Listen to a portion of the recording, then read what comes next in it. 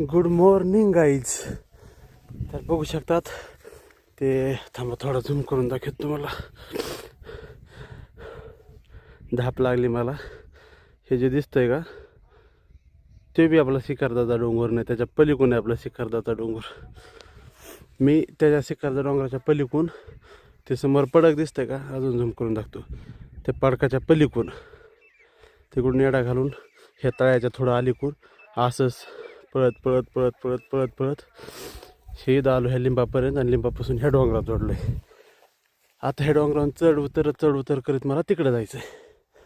अंदाजे मावर ठेव 8 किलोमीटरचा पाहिजे आहे सगळा, टोटल 7-8 किलोमीटर.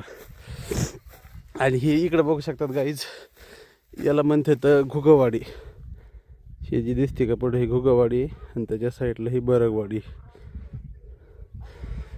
आणि हे पवन सपकाचा मैनखंडीचा डोंगर आहे, अजून नाही गाठलो तर आपण. त्याने आपल्याला चॅलेंज दिलेला आहे मैनखंडीच्या डोंगरापर्यंत येऊन दाखवायचं एका दामात.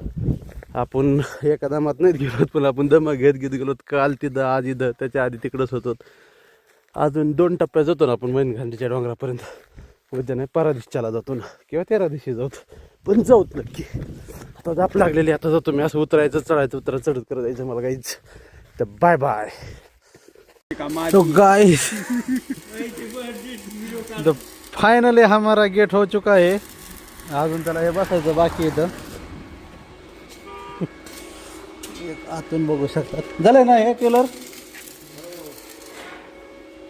बप्पूला व्हिडिओ दाखवायची गरज पडत नाही ना, सांगायची गरज पडत नाही का? बप्पूला सांगायची गरज नाही. काय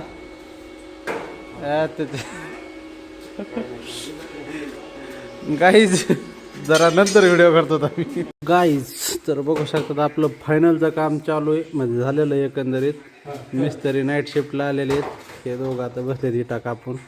आता शेवटचा आहे ते झाला, थर घ्यायचा आहे, मग झालं गाईज. Bye bye guys. तर बघू शकतात आय किल द साप. 2 साप मारले बा मी 15 दिवसात. दिसतं एकदम ओके मध्ये. आता आम्ही आलो मोटर बंद करून, आम्हाला दिसला साप. 2दा गाडी घातली त्याच्यावरून, 3ऱ्यांदा मारला मग दगडाने. Guys bye bye.